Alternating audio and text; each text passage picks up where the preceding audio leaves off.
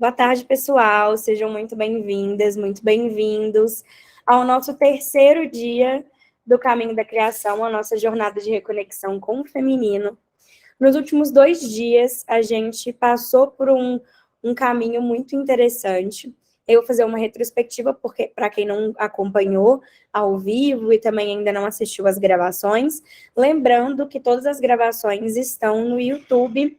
É só procurar no grupo, no nosso grupo, na comunidade do Caminho da Criação. Tem todas as informações para vocês conseguirem acessar, mas não custa lembrar. E se quiserem revisitar algum ponto dos últimos dias também, só acessarem essas gravações que estão todas disponíveis no YouTube.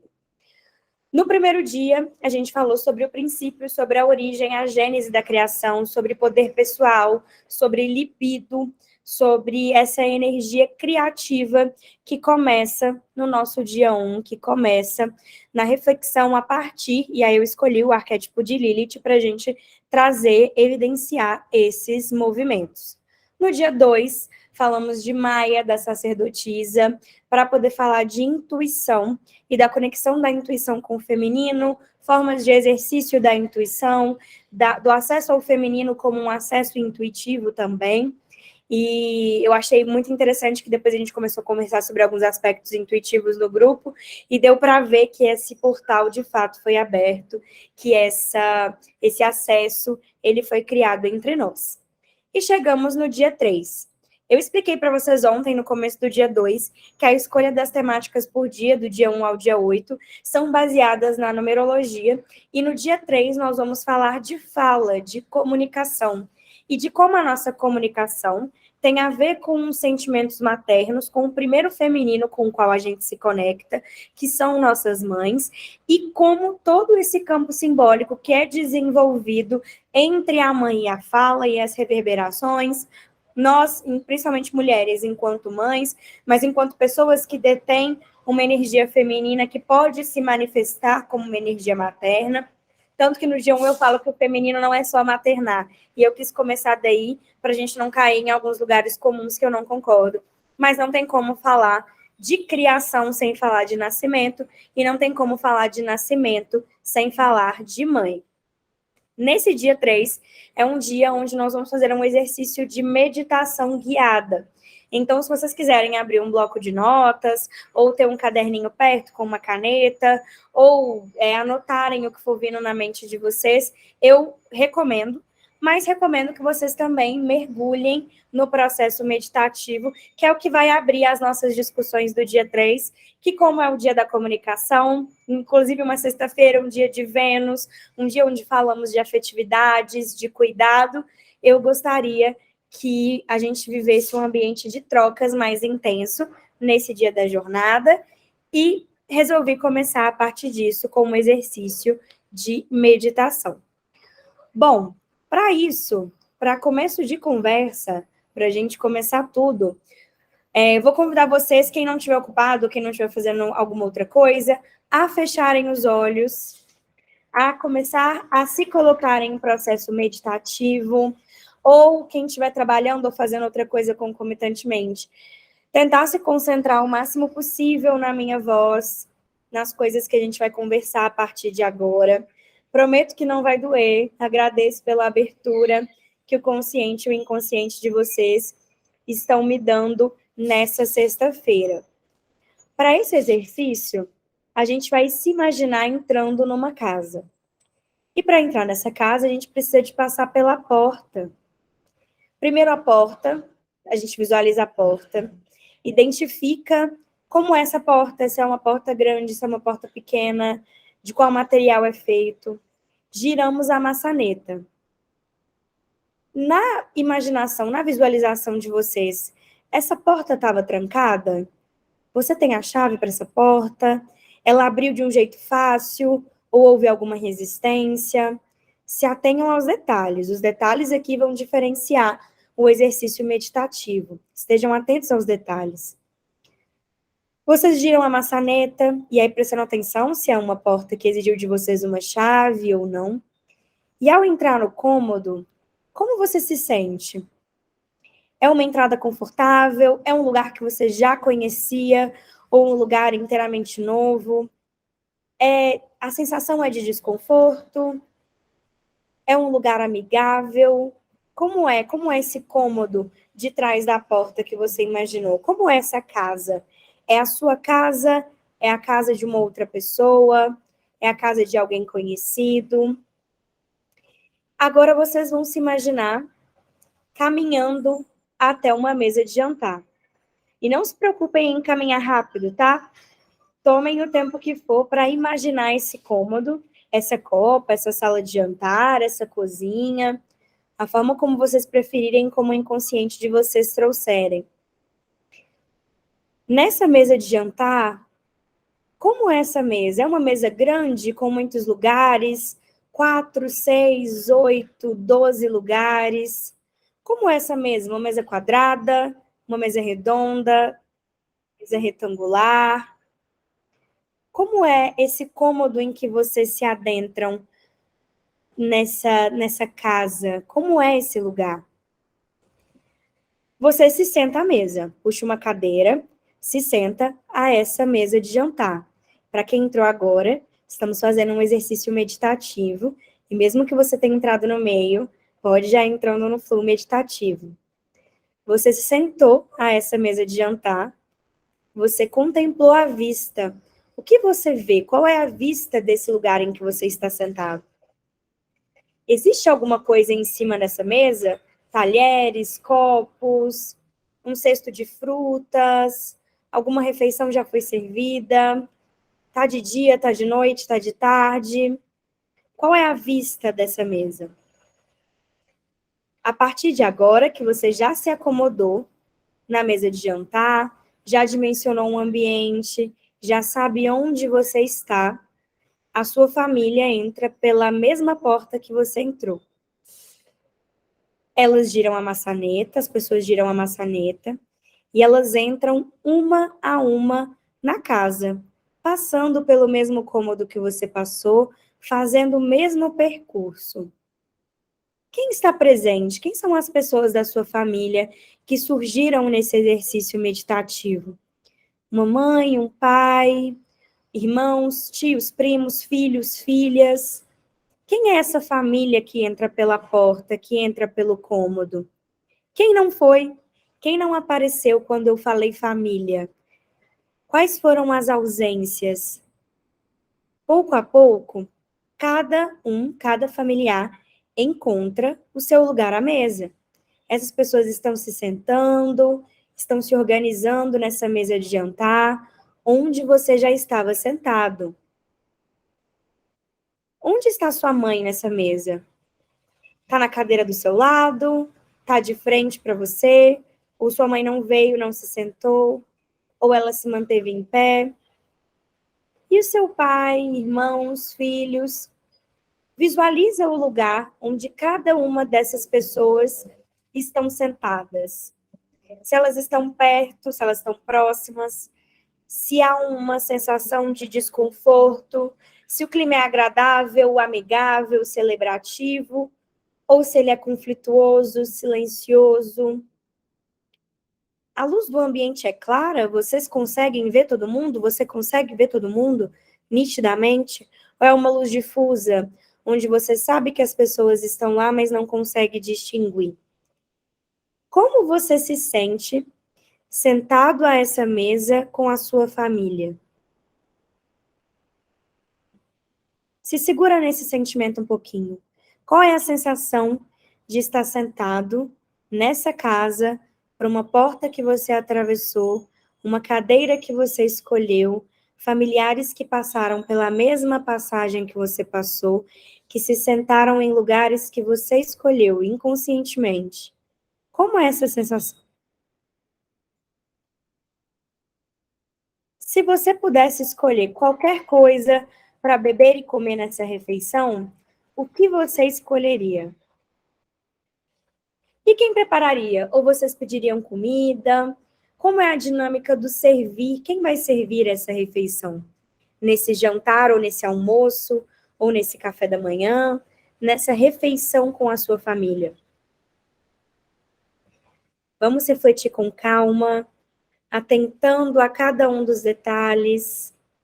Os detalhes vão fazer a diferença nessa nossa análise meditativa. Agora, pouco a pouco, você vai se despedir da sua família, vai se levantar da mesa e sair pela mesma porta que você entrou. Passando pelos cômodos que vocês atravessaram, andando calmamente até a porta que vocês abriram, girando a mesma maçaneta para sair e encontrando o caminho que nós chegamos aqui nesse dia de hoje, nessa sexta-feira, ao meio-dia. Quem estava com os olhos fechados pode abrir os olhos, e quem não estava pode recobrar a consciência do espaço, o foco em outras coisas. Pouco a pouco vamos saindo desse estado, desse breve estado meditativo aqui. Como foi esse exercício para vocês? Quem conseguiu fazer? Como foi para vocês? Me contem um pouquinho, ou aqui, né, na chamada, ou no chat, quem não pode falar, quem não se sente confortável falando. Como foi essa visualização?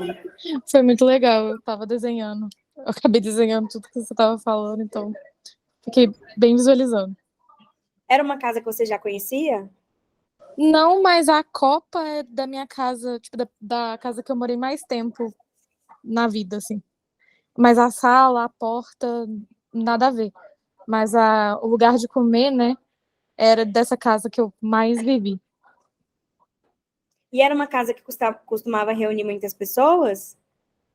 Exatamente, era onde a gente sempre fazia qualquer coisa lá em casa. E quem sentou perto de você? Minha tia e meu primo. Você estava na cabeceira da mesa? Tava. E seus pais, onde eles estavam no exercício? Estavam juntos, mas mais para trás. Tipo, na mesa, né? Tipo, na outra ponta. Você sente que depois que você saiu de casa, criou-se uma distância afetiva com seus pais?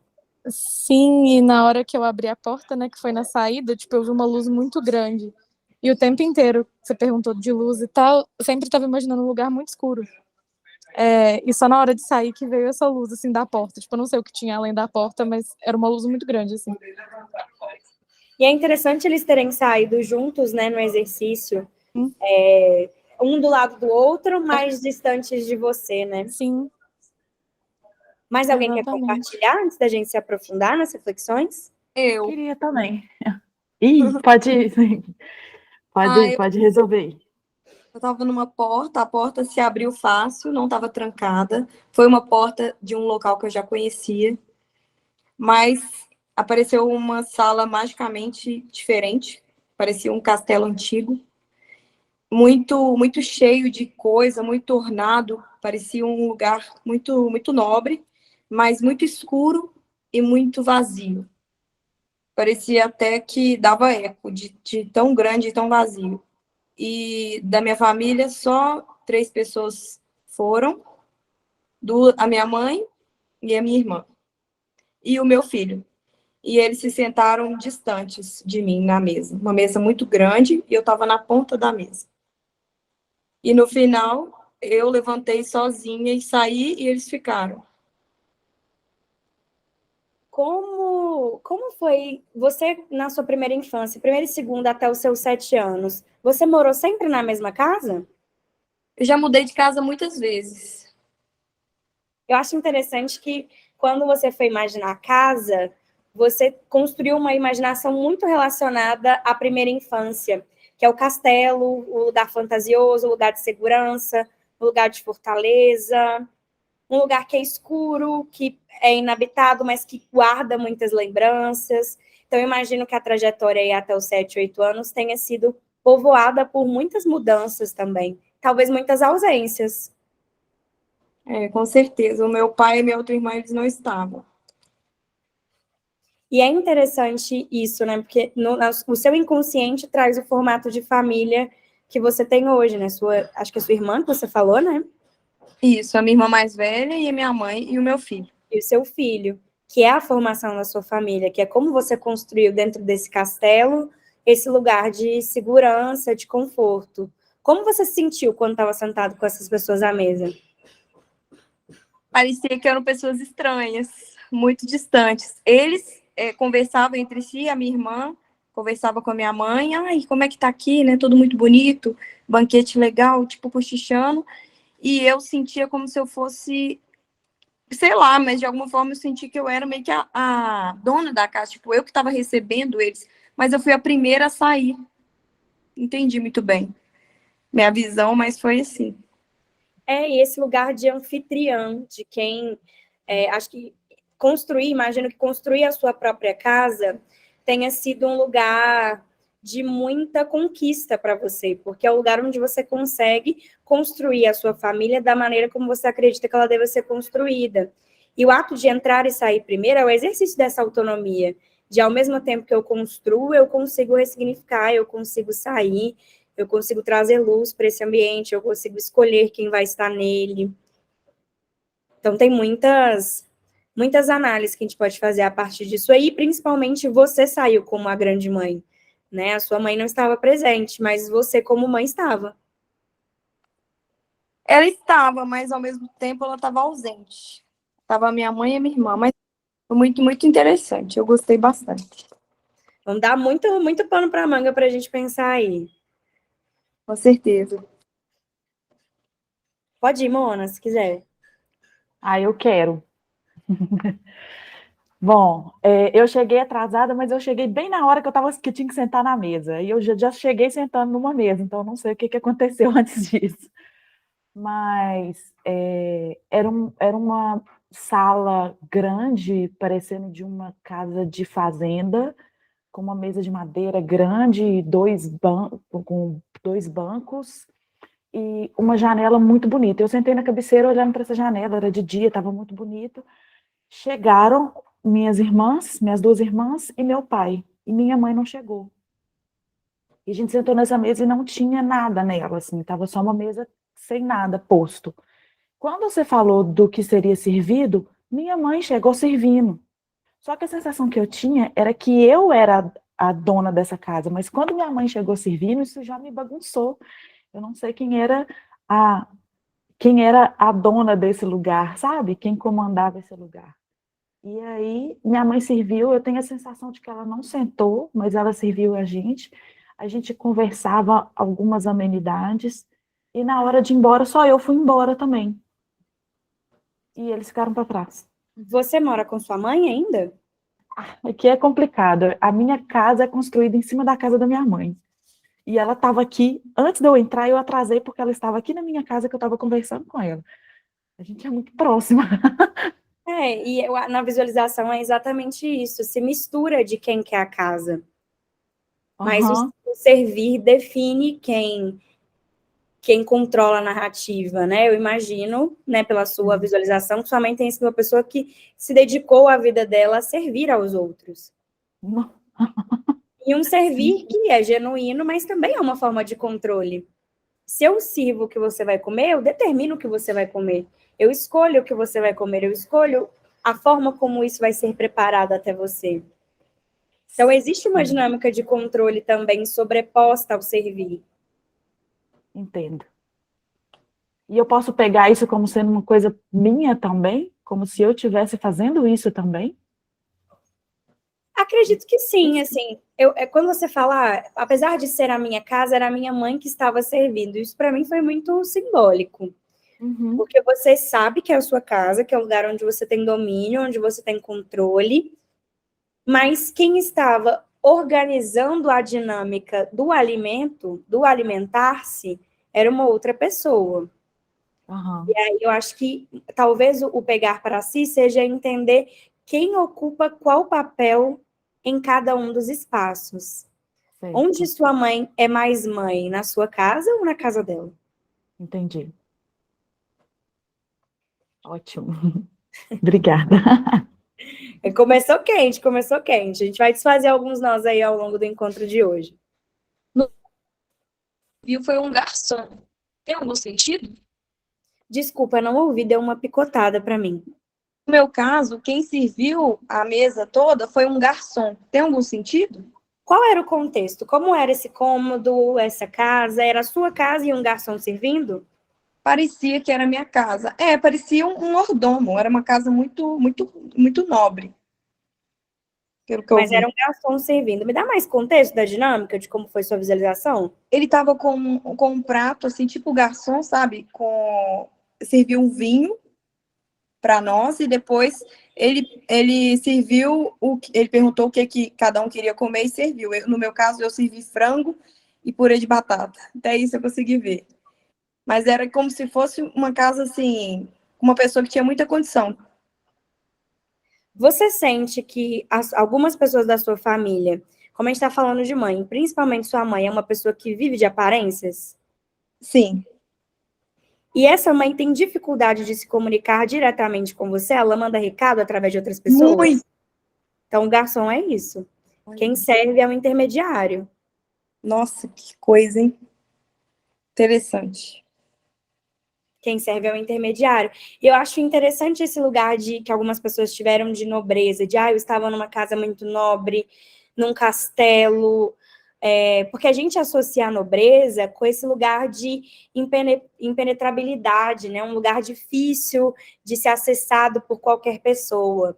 Então, quem pensou, quem visualizou salões, castelos, podem ser pessoas que têm dificuldade de se abrir emocionalmente, porque pensa nesse lugar da intimidade, do afeto, como um lugar muito nobre, muito caro, muito inacessível, pouco frequentado, pouco habitado, de pouca luz, muito cheio de objetos, mas com poucas pessoas, muitas lembranças, mas pouco espaço para experiência e circulação prática. E tudo que eu falo não é num tom de crítica, viu, gente? Na minha visualização mesmo, a visualização que eu tenho é de um dos apartamentos que eu morei com a minha família, foi o último antes de eu sair de casa, e é uma sala suntuosa, lustre de cristal, meia luz, a luz apagada, né? Aquela sensação de que o espaço não tinha sido muito habitado antes, apesar da gente saber que ele é de alguém. Então, a gente começa a entender o que cada um desses elementos significa para nós a partir do inconsciente. Laís mandou aqui no chat um pedaço da visualização dela.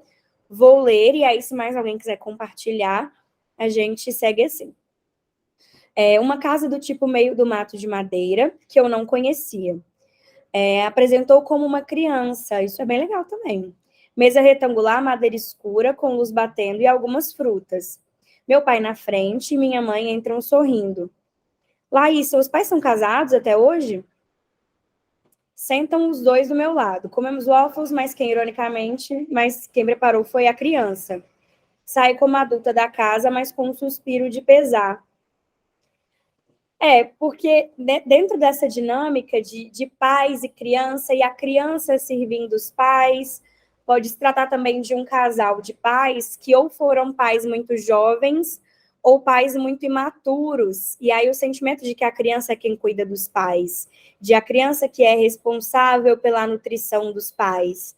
Entrar como criança e sair adulta também me fala de uma pessoa que precisou amadurecer muito rápido, que precisou crescer muito rápido dentro dessa família para conseguir se estabelecer, para conseguir construir os próprios limites.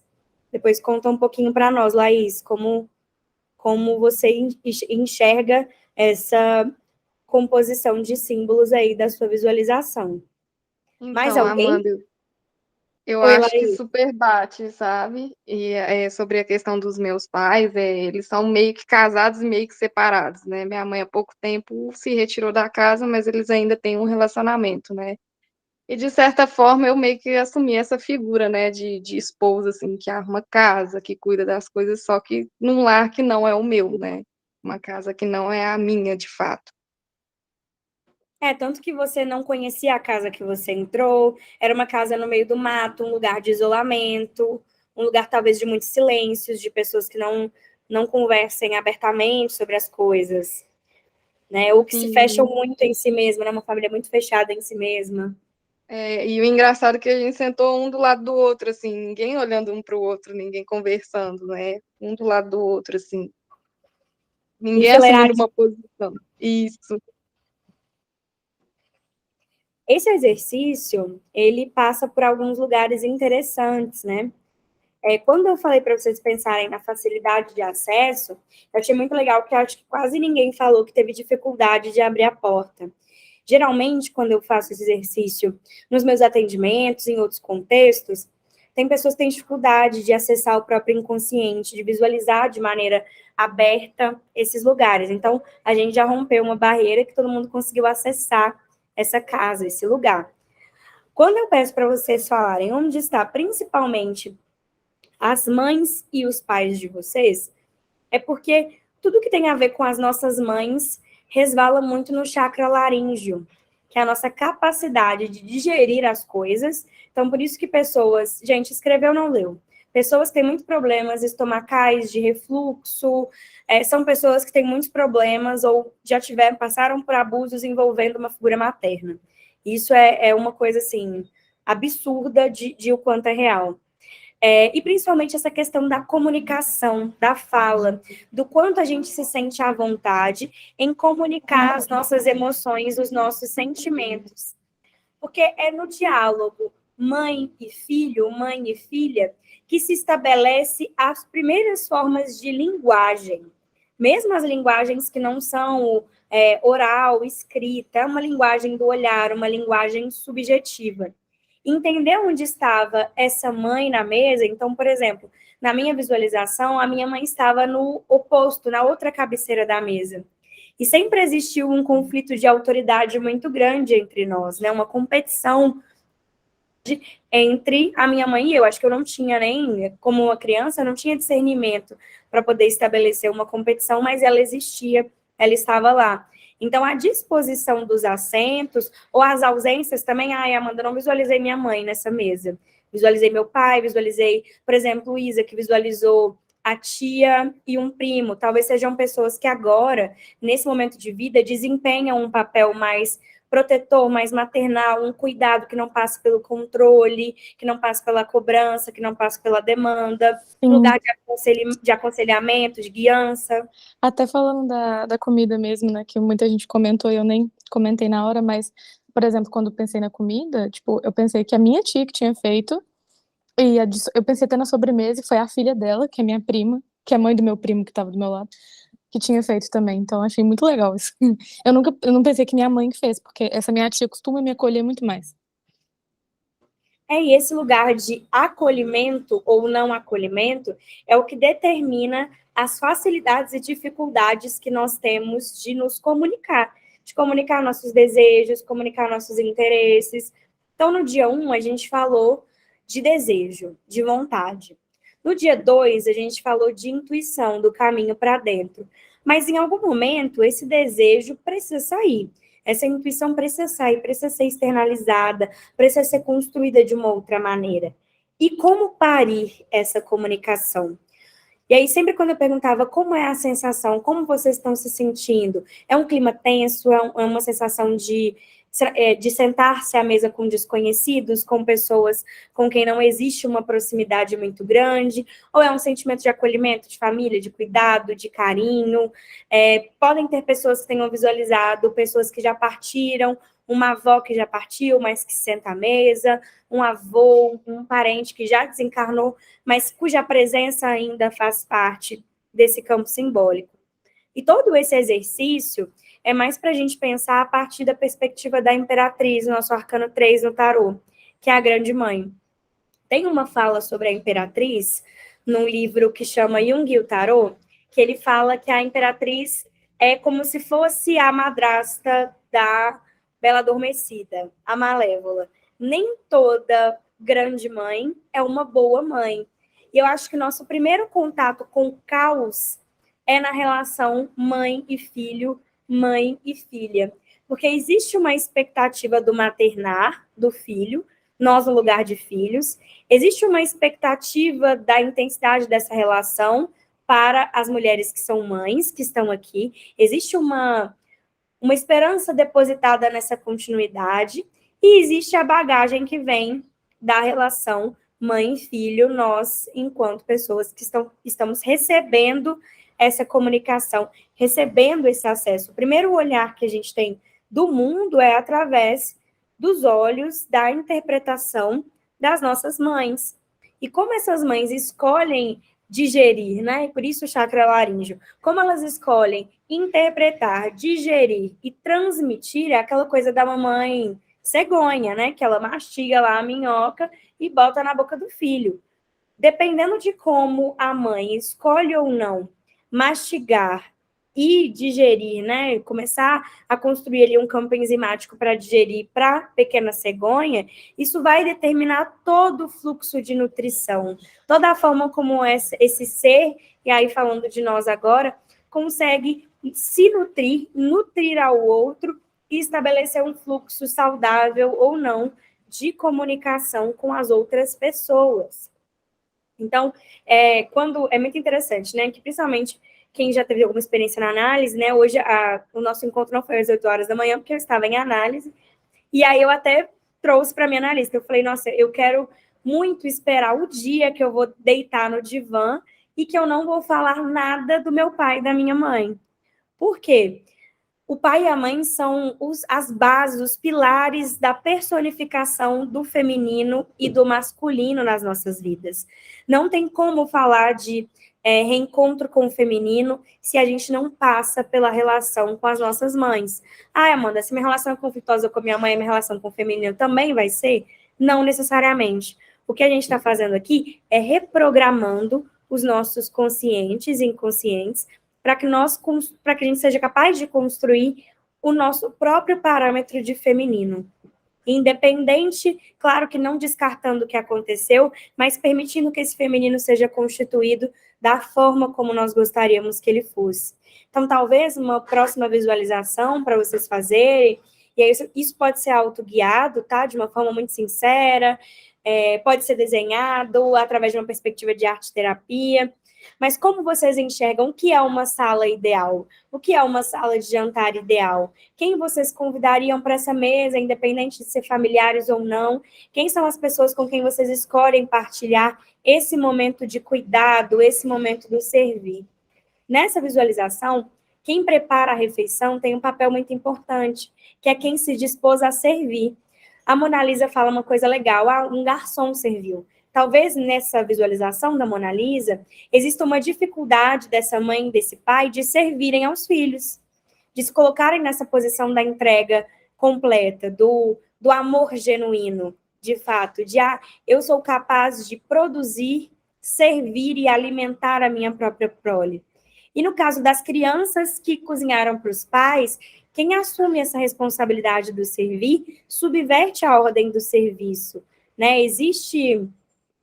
Tem algumas coisas de terapia sistêmica que eu não concordo muito, mas eu concordo muito que quem veio antes carrega a responsabilidade, pelo menos durante um tempo, sobre quem veio depois, e principalmente a responsabilidade da interpretação. Se é uma criança que cozinha para os pais, esses pais estão recebendo servir de um ser que não teve esse filtro interpretativo, que teve que cozinhar algo próprio, tanto que acho que foi a Laís que falou dos waffles, que é uma comida que não faz parte da nossa cultura, que possivelmente a Laís criança via nos desenhos, nos filmes, e ela sempre via alguém servindo aquela comida para as outras pessoas. É uma interpretação virtualizada.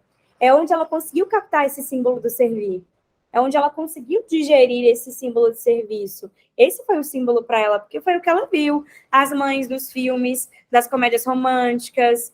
Ela viu no filme Matilda, aquele bolão de chocolate, as crianças lambrecando toda de waffles com calda. E foi daí que ela tirou esse repertório. Mas não foi algo que foi interpretado.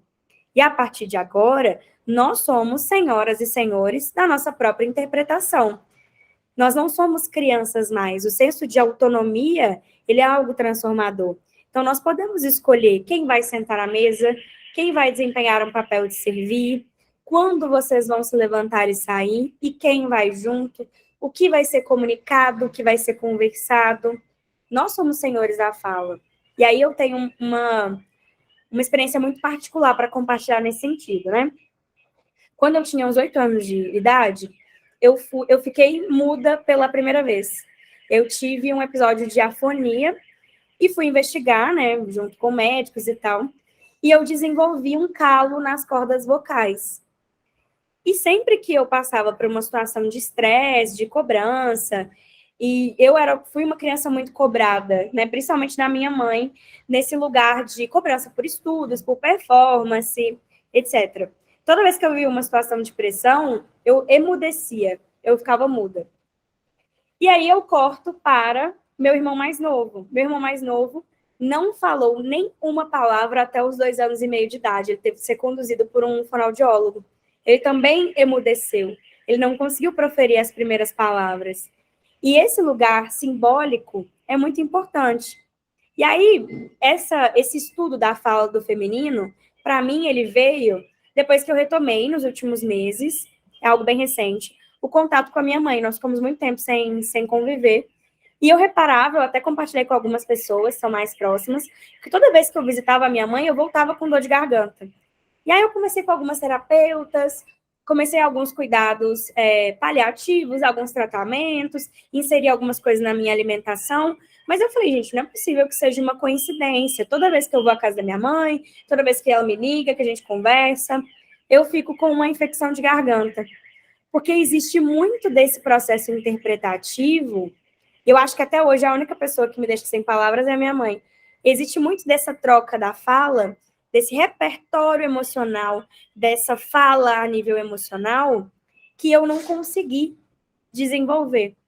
Mas agora nós somos senhores e senhoras da fala. Nós podemos desenvolver esse lugar e é aqui que nós estamos. Então, a partir dessa experiência de uma pessoa que ficou muda, eu falo para vocês, o lugar da grande mãe nas nossas vidas é o lugar do caos ordenado, é o lugar da criatividade. Quem trabalha com criatividade, ou, por exemplo, publicidade, marketing, artes, até trabalhos terapêuticos são trabalhos altamente criativos. Em momentos de bloqueios criativos, se voltem, esse é um convite, se voltem para esse lugar da grande mãe. Não necessariamente a mãe física de vocês, mas esse lugar de quais informações me faltaram, qual é esse acolhimento que eu estou buscando? Esse bloqueio vem do lugar de uma pessoa que só serve e não é servida? Esse bloqueio vem do lugar de uma pessoa que se expandiu sozinha e não teve repertório, não teve guiança, não teve referência? Porque muitas pessoas que sofrem de bloqueios criativos não é por ausência de referências na sua área, né? Artistas, escritores, mas por ausência de um lugar de guiança, de pedir ajuda. Né? E quantas vezes a gente sofre bloqueios na nossa vida, no nosso trabalho, nas nossas relações, e a gente se coloca nessa posição de quem resolve sempre os próprios problemas, da criança que faz o próprio café da manhã, da pessoa que é servida por um terceiro, por um garçom, por um intermediário. Então, ressignificar esse lugar de bloqueio é também entender quais são os caminhos de facilitação. Porque a grande mãe no tarô, ela está parindo. E ela está em posição de quem está parindo, de fato, né? Até trouxe para compartilhar aqui para você. Se ontem a gente trouxe a figura da sacerdotisa, hoje a gente tem a imperatriz. Ela está com as pernas abertas. Ela está no controle do próprio parto e ela não é auxiliada por ninguém. Ela conhece o caminho da origem, o caminho da concepção da sacerdotisa até o parto das ideias da imperatriz. Mas nós não precisamos ser grandes mães o tempo todo. Talvez o que esteja faltando nesse processo seja a facilitação. Alguém quer contribuir, quer trazer? O meu pai estava na mesa. Quer dizer que pode ser a ausência dele na minha vida? Pode ser, pode ser. Não só a ausência, mas também um lugar de desconforto. Talvez ele não tenha sido uma pessoa que serviu a você em algum momento, que compartilhou alguma coisa importante. Não que não tenha compartilhamentos, mas esse lugar de quem não senta à mesa também pode ser o lugar de uma pessoa que se absteve desse lugar, né? Que não quis estar nesse lugar. É exatamente a situação. Uma outra coisa interessante que eu acho que pode ser legal compartilhar é que quando você falou, imagina o que tem de comida e tal, eu me imaginei, eu não sei se alguém já assistiu o filme Coraline, eu me senti assim com uma coisa tão farta, assim, mas é como se a Coraline, na parte que ela já descobre que a mãe não é aquela idealização que ela criou, sabe? Então, acho que talvez eu possa ter idealizado muito essa coisa da família Doriana, a família feliz, perfeita, que na verdade... Eu acho também, Mona, que toda ausência, ela precede todo o excesso precede uma falta. E se tinha um excesso de comida, um excesso de fartura, né, uma comida que é tão grande e farta que tampa as pessoas à mesa, talvez seja uma casa onde as pessoas elas sejam muito acumuladoras também, né? Tem tendência à acumulação, tendências a gastos, problemas com endividamento. Demais. Nossa, velho, que coisa. Não, eu parei para pensar aqui nessa questão, né, de eu servir à mesa, a dificuldade que eu tenho de deixar, por exemplo, em relacionamentos as pessoas me servirem, né? Eu sempre tomo atitude e, tipo assim, não espero o tempo daquilo ali acontecer. E agora isso ficou muito claro para mim.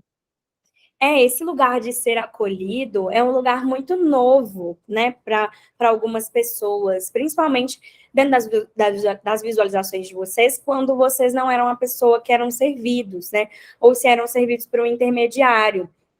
E é muito interessante a gente pensar. Hoje de manhã, eu ainda vou conduzir essa conversa lá no Instagram, mas eu ia falar sobre a abertura de relacionamentos, que é um dos tópicos que mais tem surgido na minha mesa de tarô nos últimos tempos.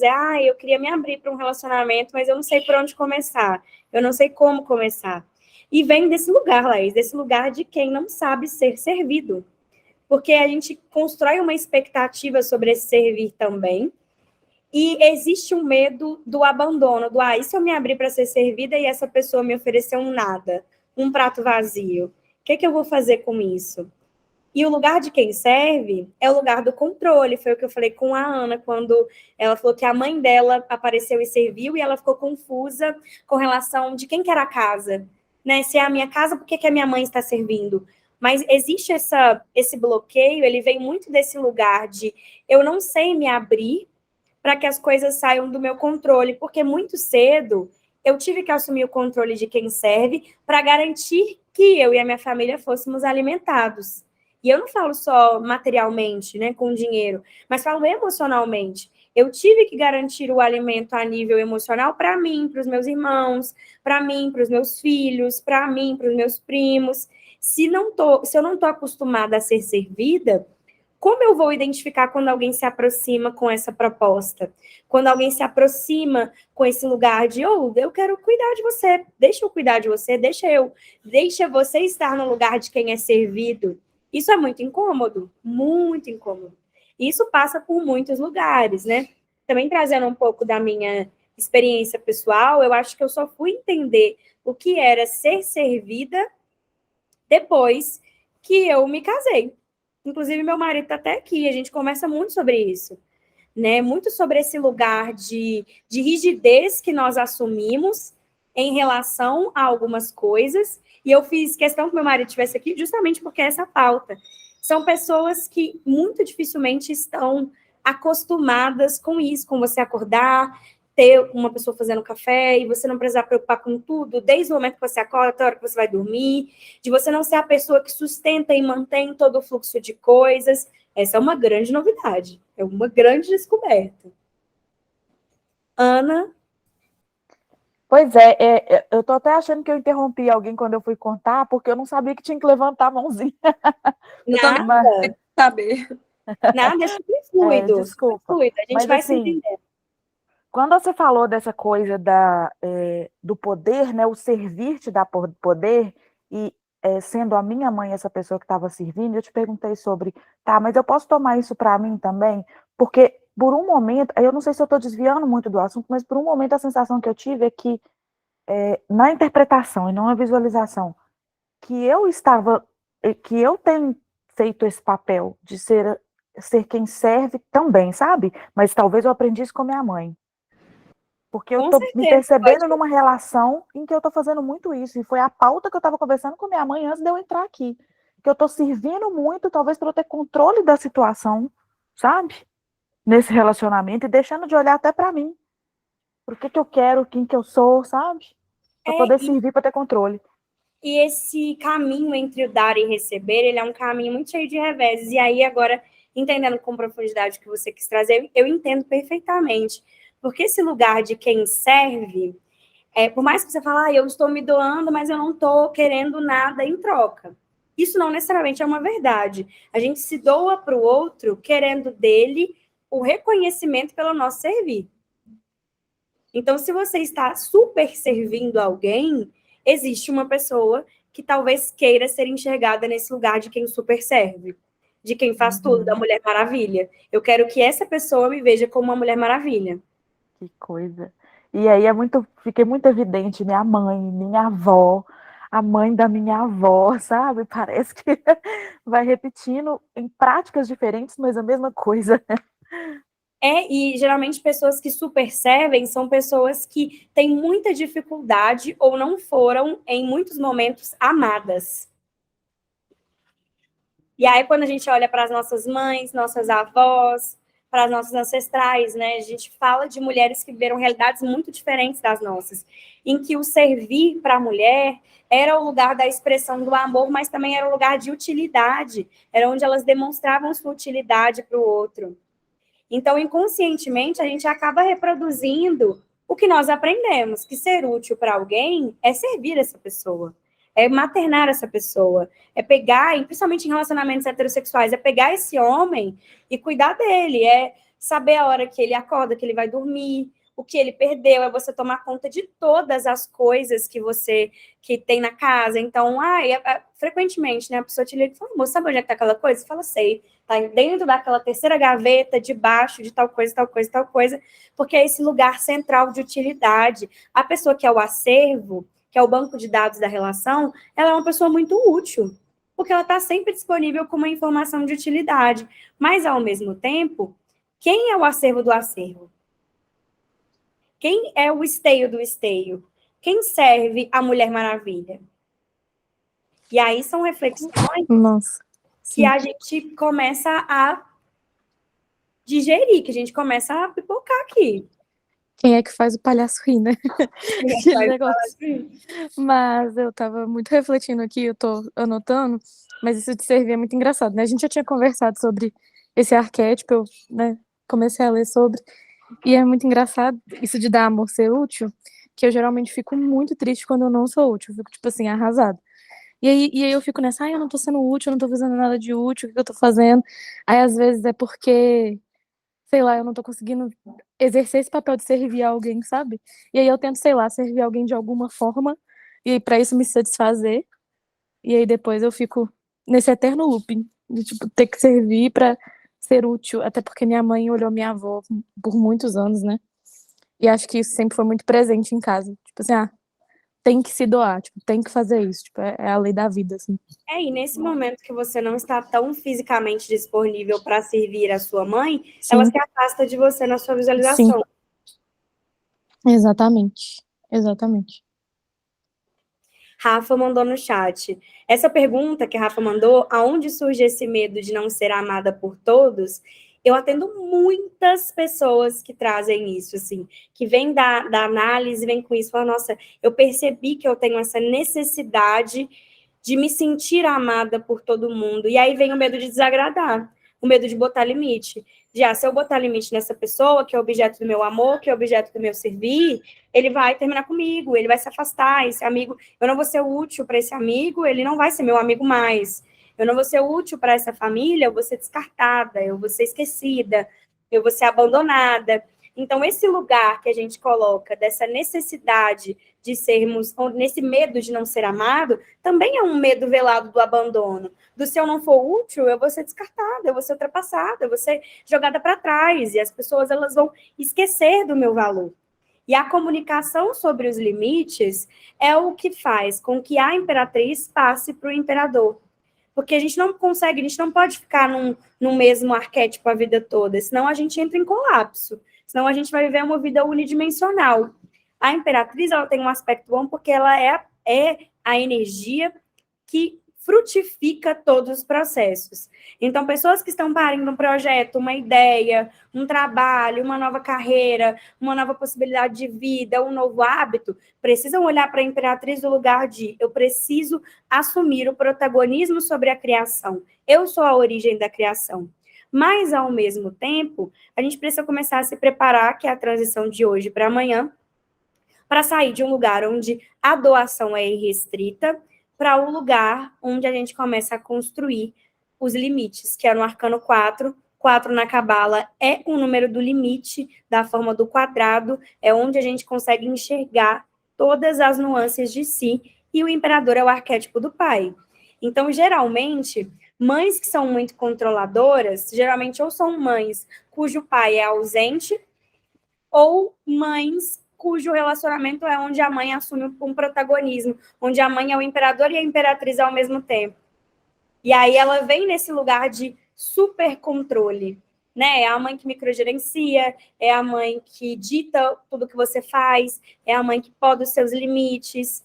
E aí é muito interessante ver como essa manifestação, como não saber o papel das coisas, faz com que a gente talvez assume papéis que violem os nossos próprios limites em alguns aspectos.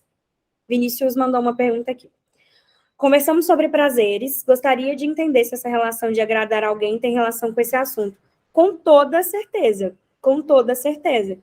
Então, é muito interessante, porque a gente começa falando de Lilith como uma mulher rebelde, subversiva, desobediente, que Lilith sai do paraíso porque ela não quer ser submissa a Adão.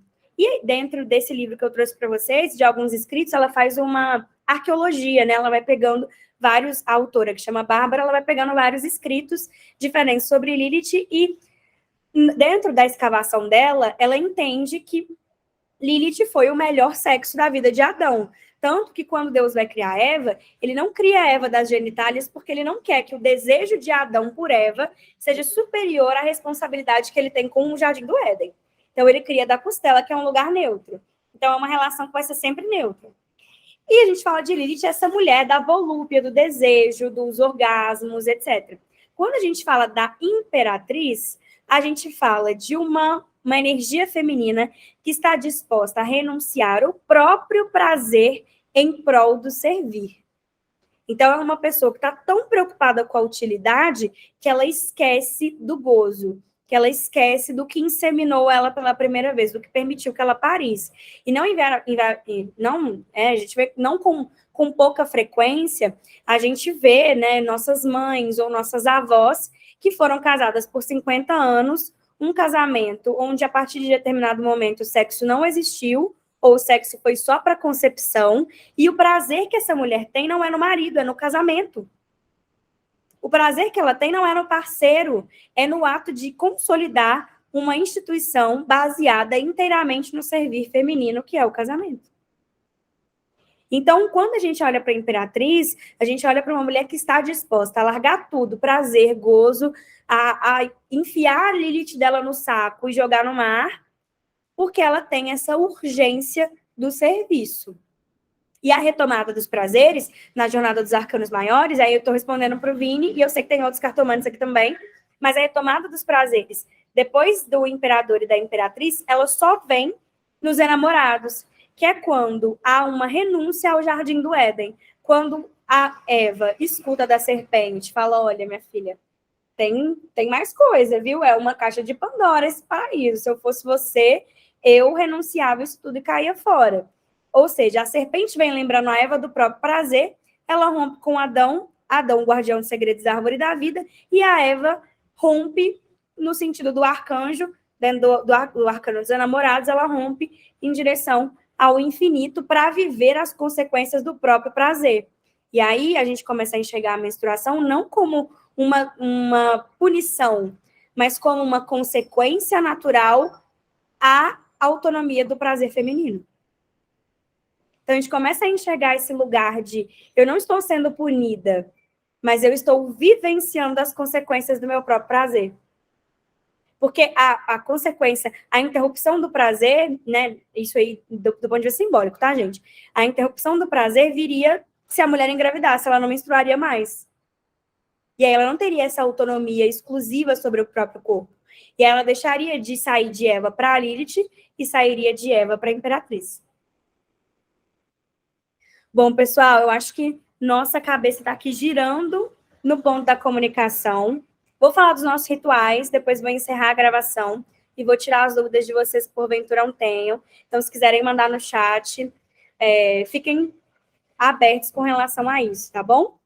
Bom, nosso ritual de hoje é um ritual da fala. E antes eu estava tomando aqui meu chazinho era um pouco diferente, mas tinha as mesmas propriedades do chá que eu vou indicar para vocês, que é chá verde, mel e maçã. Simples. Se quiser comer uma maçã com mel, fala, eu não gosto muito de chá verde. Se quiser comer uma maçã com mel, ou só uma maçã, ou dar uma colherada de mel nas coisas que vocês forem fazer no dia de hoje, eu recomendo fortemente para adoçar esse chakra laríngeo, a maçã para limpar o que está precisando ser limpado, para que a gente consiga digerir, sair desse lugar de refluxo, sair desse lugar de onde isso aqui está travado, está inchado. Então, quem já teve amidalite provavelmente já sofreu desequilíbrio com o feminino em algum momento, refluxo, calo nas cordas vocais, que foi o meu caso e contei para vocês, problemas estomacais que se fazem. Olha que interessante, o refluxo o líquido do estômago, ele vai no sentido contrário da gravidade. Tem muita coisa precisando ser falada para pacientes de refluxo.